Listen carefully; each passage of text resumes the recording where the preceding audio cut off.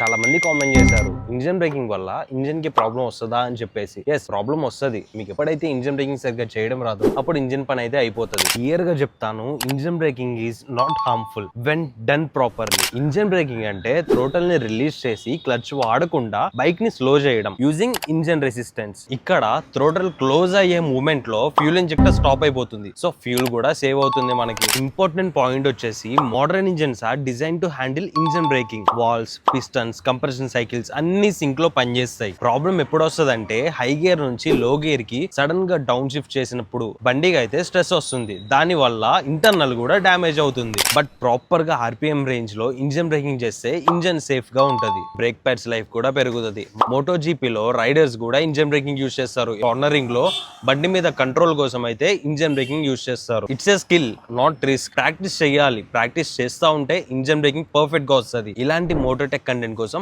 మన పేజ్ అయితే ఫాలో చేసేయండి.